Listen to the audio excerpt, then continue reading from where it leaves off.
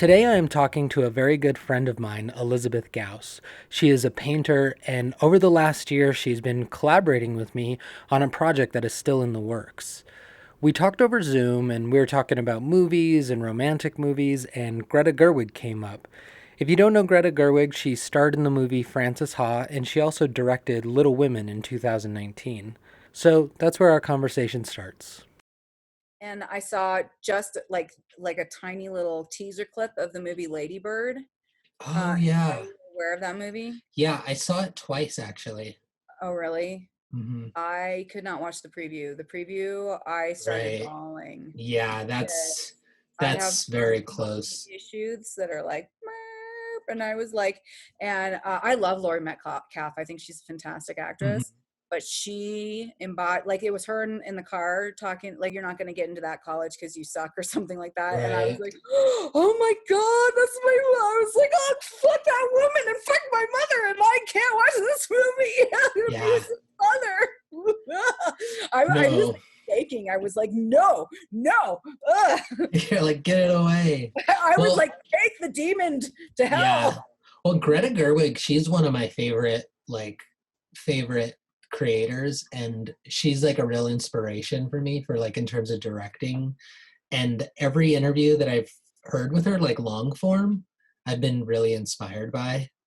So I've been pretty pro her, like across the board. What did she? There was some little indie film that she did that I really enjoyed. I forget the name of it She now. was in Frances Ha, but That's the one that I saw. that one hit really close to me because Yeah. that was right around the same age that I was in when I was in New York, Hmm. and I was also kind of trying to navigate a friendship that was I definitely identified with Francis because I was trying to hang on and I Right. was a mess, Right. Right. and it Right. was It was set a in little New bit of a York. hot mess cliche. Yeah. Yeah, and not growing up in a lot of ways, Right. and like I think my not growing up had more to do with like emotional things than like how she went back to school. Yeah. Like hers was very like obvious what she was doing. But I really like that one. That one's good. Yeah, I liked it. I don't remember much about it, but I do remember that I really liked it. I was kind of one thing I was a little bit side eye about was when she remade Little Women, Hmm. because for me, so I grew up with all of those like Austen, uh, Louisa May Alcott, Bronte sisters, all those what I would call women-centric costume dramas, right? I read them, I watched them, I consumed them voraciously because that's what young women, young pubescent women of letters and imagination consumed. And they're all about securing a advantageous marriage, right? That's like the entire plot of all of those. Right. Every Bronte book, every Austen book, every all of those, right? Hmm. And when I became an adult divorcee, I re-examined every single one of those.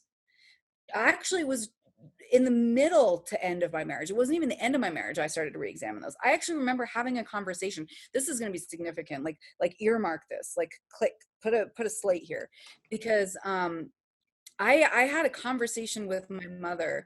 It wasn't even at the end of my marriage. It was towards the middle of my marriage, where I remember discussing with my mother, what does a woman do after she gets married? Because we are trained from a young age that marriage is the goal, marriage is the end.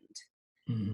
All of that, all of the princess stories, all of the books tell us that our entire existence is to secure the happily ever after. But what if it's not?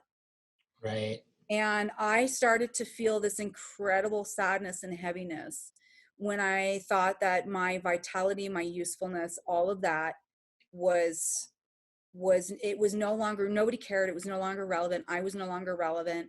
And I was still seeing Bridget Jones's Diary, which is just Pride and Prejudice. Right. um all the movies, all of these things are still built on the same trope of Jane Austen. They're still built on the same formula, that these authors started with.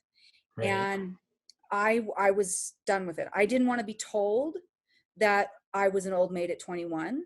I didn't want to be told that that my intelligence, my creativity, for example, Jane Eyre, she's a talented artist, but Hmm. her art skills were used exclusively to attract Mr. Rochester. Mr. Rochester is very impressed by her Right. artistic drawing skills.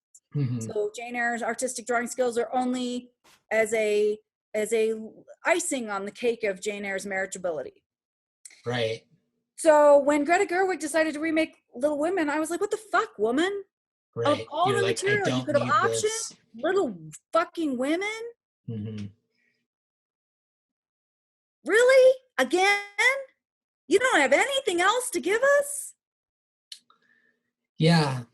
I mean, I have to say I didn't see it, and not because I wasn't interested, but because I just wasn't watching movies at the time. And I wonder if there was something that was done differently with it, you know? But since I didn't see it, I don't know. I didn't see it as a feminist protest. I read articles Mhm. about it. Yeah. Well, I it's funny to like imagine because I feel like I was given that same thing with like growing up on romantic comedies. Um, it's like it's hard to imagine our culture without a premium put on like romantic relationships as number one, and only the like white hot, like burning, um you know, run through the airport, ruin someone else's wedding type storylines have really taken off. And even like still, you know. not nearly, I haven't experienced nearly the pressure on men to secure a favorable marriage the Oh way yeah, no, no, no, we definitely have the better end of that stick for sure. um but I'm relating to that same feeling because it wasn't until the last couple years that I was like, yeah, what if that's not the end all be all? That's not your key to happiness, you know? well, and I still have to work on, I mean, going back to what I said earlier about who are you trying to impress with your art making, I still have to admit to going back to even just a couple of years ago, that my art creation was you know, sent out into the void to attract mates, you know, Right, like right. I'm creating this art to attract either a former lover or a future lover or whatever, because it was still kind of like around this idea that it was part of feathering my nest in a way. Hmm. And I was like, well, that's bullshit. Like it shouldn't, that shouldn't be the reason that I do that. And where is that idea, where's that notion coming from? And I was like, oh, it's because, you know, Jane Eyre, you know, she's making these drawings and showing them to Mr. Rochester, and Mr. Rochester's like, oh wow, Jane, you're so much more than just to govern this. Right. Yeah, Ooh, you yeah. know, and Well, it's like, I remember even being in like college and being really inspired by The Devil and Daniel Johnston. Did you see that movie? mm, There's a documentary about this like kind of like an outsider artist, and he made these songs, but he was obsessed with this one girl, and he made all these songs for her. And I like did similar things, thinking that that was like interesting or. yeah, it's just like Eric Clapton and Patty Boyd, Mhm, yeah, exactly. Wow, I'm impressed you just knew that off the top of your head. right? It's like I a know what my music is. encyclopedia in your mind. Let me keep my master's degree. Yeah, well, and like, um, it's funny too though because even today I was thinking about this. So kind of like tying into like Buddhism and tying into like our regular life, right? And I'm more thinking right now about Tibetan Buddhism, so it's a little more mystical. But I was in a Zoom meeting and it like dawned on me that I was like, man, this is like an embodiment of like a bardo, right? So like that in between place, Mm, like me and you right now are not physically in the same place, right? But right. this like phone call is like an in between place. And more importantly, like what we're talking about and what we're connecting with is an even more in between place. And like a part of being in this bardo of like birth and death is that you do find attraction to someone, and you do find this person, you find these people that you want to hang on to, and like in the worst cases, you kind of want to, Beauty and the Beast them and have them as a rose that lives in your jar. Or in my circumstance, that I wanted to be a rose in someone's jar. I wanted to be also kind of claimed, right? Right. And that is sold to us. And, That you was know, always my conflict with those stories, is that I wanted to be the pursuer and the pursued at the same time. mhm, Like I wanted to be, and like that probably like hints at my sexuality or whatever, my like early on, is that I wanted to be the prince and the princess at the same time, or I wanted to inhabit both sides of the story. But also, like, I didn't want the story to be over with the happily ever after. Like what was that going to look like, right, and all that stuff. But anyway, like going back to Greta Gerwig, I was like, why'd you tell right, that story? Like, I yeah, get to that. Like, I'm ready to cancel all of Jane Austen, cancel all of right,